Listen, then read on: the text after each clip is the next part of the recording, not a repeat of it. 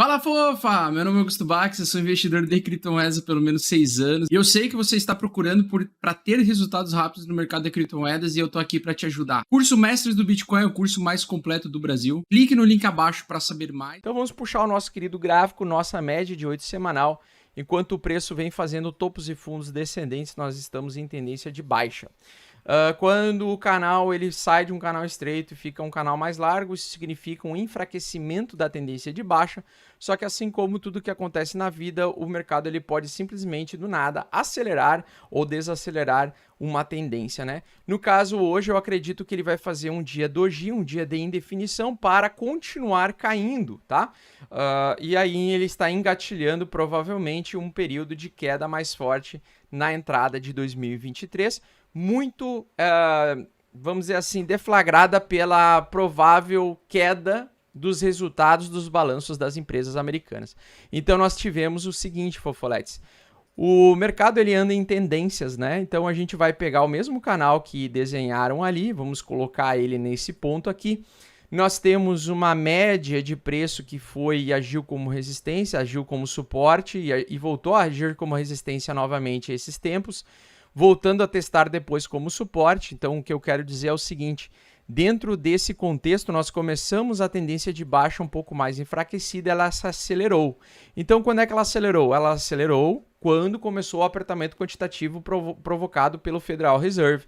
Então, o mercado, ele começou, né, o maior mercado do mundo, que é o mercado do S&P 500, em relação à especulação, é um mercado que é comprado aí por brasileiros, por vários países, né? Vários países compram e detêm posse de ações de empresas americanas, que lá é onde acontece o capitalismo selvagem, a produtividade também maior é feita lá, né? Maior estoque de petróleo e assim por diante.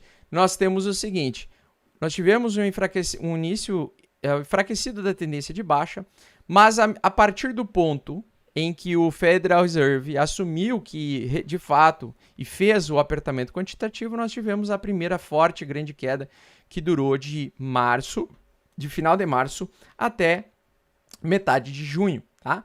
De metade de junho nós tivemos um respiro, então julho e agosto nós tivemos um respiro de alta, por quê? Porque o balanço das empresas veio positivo naquele período, então nós tivemos uma calmaria no mercado. Com essa calmaria no mercado, nós tivemos então um movimento de otimismo no mercado e isso enfraqueceu a tendência de baixa. Só que para ele manter a tendência de alta, né, que ele rompeu esse topo anterior, ele tinha que ter se mantido e voltado a subir. Como ele não o fez, tivemos novamente uma nova temporada de forte baixa. Então nós tivemos uma baixa que foi enfraquecida por um período de respiro. Aí nós tivemos o Q2 aqui, tá, pessoal? Então nós tivemos o resultado das maiores empresas dos Estados Unidos, o Q2. O Q2 foi aqui. Nós tivemos o Q3, que também veio com movimentos mistos, tá? Os bancos vieram com um saldo bastante positivo lá nos Estados Unidos, com bastante lucro, porém, eles vieram, outras empresas, né, as empresas de produção, como Apple e Tesla e o cacete A4, vieram já com os balanços um pouco mais estrangulados, com um lucro bem menor em relação ao trimestre anterior. E aí nós trouxemos uma tendência de alta mais enfraquecida. Então, por exemplo, comparem esse canal de alta com esse canal de alta, né? Se a gente pegar agora e fazer um canalzinho aqui, ó, vamos fazer um canal aqui. Esse era um resultado muito positivo dos balanços das empresas na metade do ano, o que promoveu um movimento de alta bem alto, bem forte. Depois nós tivemos um canal um pouco mais largo, e recentemente nós perdemos esse canal, né? Nós perdemos o fundo anterior e ele quer agora iniciar o que, pessoal? Uma forte tendência de baixa novamente. Então, ele fez um movimento de alta um pouco mais enfraquecido do que esse daqui, porque os resultados foram mais fracos do que nesse Q2. Acontece, pessoal, que no Q4 agora, que vai vir em janeiro, nós podemos ter a retomada dos preços das maiores empresas voltando para um nível mais de fortalecimento da tendência de baixa. Ora, quando o preço está na porção inferior da metade de um canal de baixa, isso significa que ele entra de novo em aceleração da tendência de baixa. Então percebam, aqui a gente teve um movimento de tendência forte de baixa, certo? De abril até julho, beleza? Ele foi enfraquecido e foi anulado temporariamente durante julho e agosto por conta do resultado do balanço das empresas, onde muitos receberam distribuição de dividendos e fizeram reinvestimentos. Agora, no presente momento que nós estamos vivendo, além de nós termos perdido a tendência de alta de curto prazo aqui, nós perdemos então uma região que se chama região de megafone, e o preço tende a voltar até essa região para o preço continuar caindo. E aí o que eu quero dizer com o preço voltar a cair? Quando ele perdeu essa região, ele perdeu esse megafone aqui, ó. Vou fazer um desenho, parece um megafone, certo? Ele perdeu essa região. O normal é ele voltar, né, fazer um pullback até metade desse megafone, geralmente é o que acontece. O preço volta aqui nessa região, ilude as pessoas achando que o mercado vai voltar a subir, e ele começa a entregar mais quedas até acelerar essa queda quando ele entra nessa porção inferior. Então percebam o que acontece com o preço quando ele perde a porção inferior. Ele perde a porção inferior, ele tem uma aceleração de baixa, assim como aconteceu nas outras vezes, né? E isso dura às vezes 1 mês, 2 meses, e a gente pode ter essa aceleração na entrada de janeiro agora, ou depois de março, né? À medida que as coisas vão acontecendo na economia. Mas absolutamente o que nós temos aqui, se a gente limpar o gráfico, nós temos então um pullback para o preço fazer uma aceleração de baixa e fazer o movimento do preço voltar a cair, pelo menos no mínimo até esse nível aqui, que é o primeiro suporte. Perdendo esse suporte, a gente vai evoluir para uma baixa mais forte. Se a gente perder essa barra de suporte aqui, ou seja, os 3.600 pontos, a gente vai evoluir para uma extensão de Fibonacci dessa onda de baixa, tá? E aí o alvo, esses seriam os alvos, então, entre 2.600 aqui, seria os alvos que a gente poderia buscar, né? Os 3.000 pontos, que foi deflagrado aí pelo Morgan Stanley, lá, né? O economista do Morgan Stanley, que esse é o alvo dele, né? Os 3.000 pontos.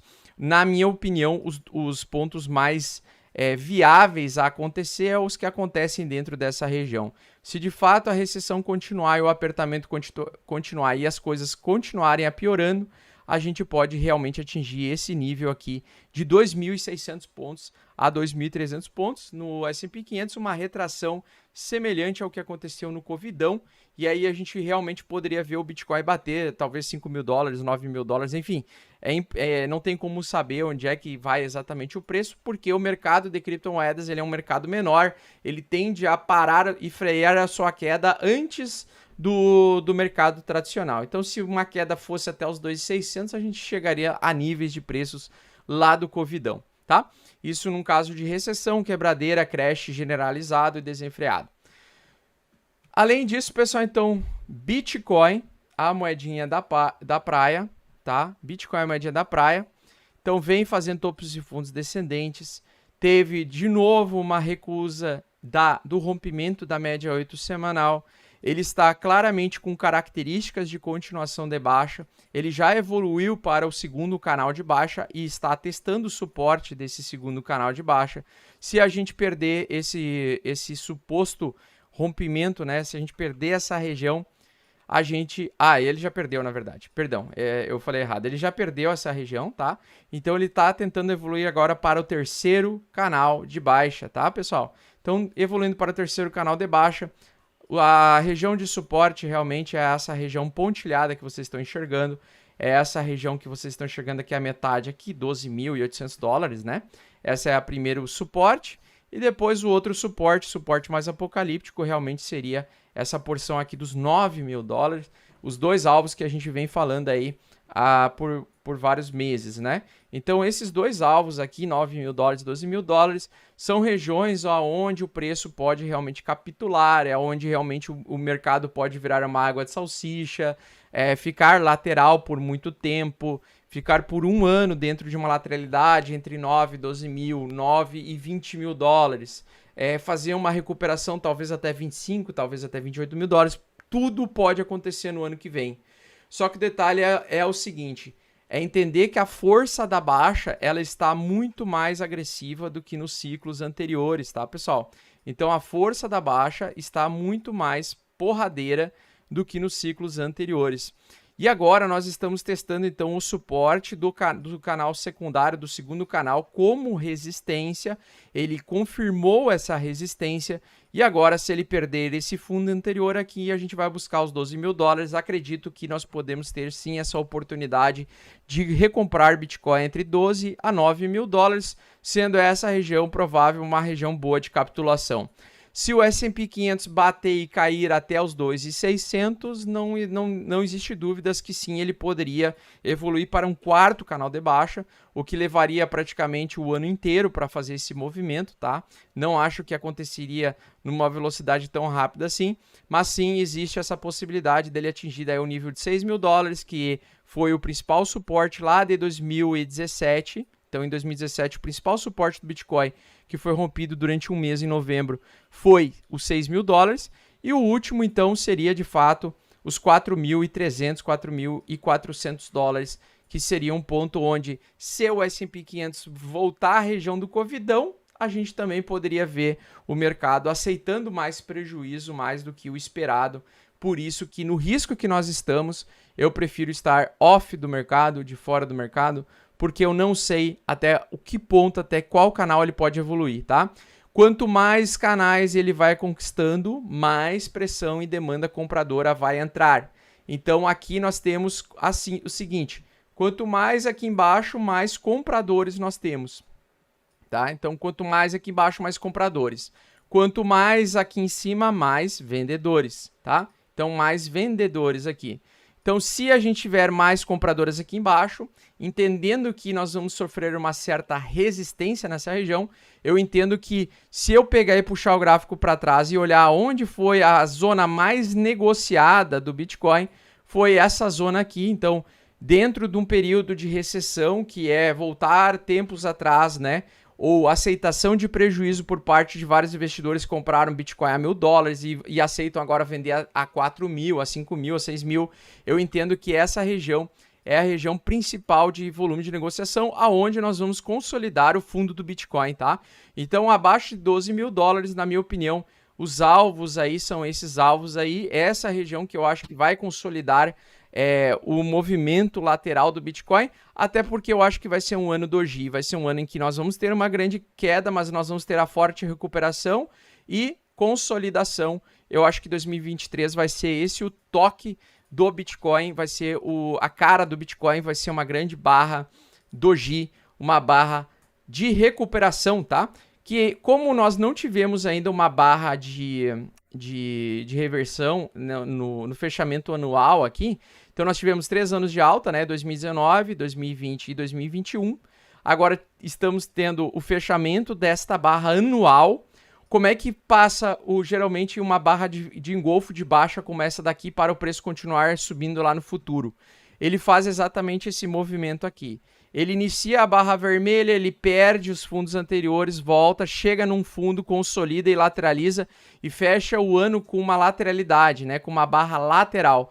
Como se fosse semelhante a essa barra aqui, ó, tá? Que aconteceu em 2015. Então, se eu fosse chutar uma barra anual para o Bitcoin, eu chutaria uma barra semelhante a essa daqui, mas menor, tá? De um tamanho, diâmetro menor, não com comprimento tão longo, né? Mas com um tamanho menor, beleza? Por que que eu acredito nisso? Porque eu acredito que esse ano de 2023 vai ser o ano da barra de reversão do gráfico de 12 meses do Bitcoin. É o gráfico do fundo do Bitcoin, vai ser o ano que vem, tá? Com o enfraquecimento da tendência de baixa. Então, eu acho que a baixa ela vai em um momento acelerar, depois ao longo do ano vai lateralizar e vai ficar, vamos dizer assim, numa água de salsicha.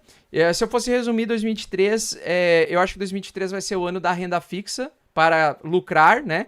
Mas também vai ser o ano da água de salsicha e o ano do quê, pessoal? Do plantio.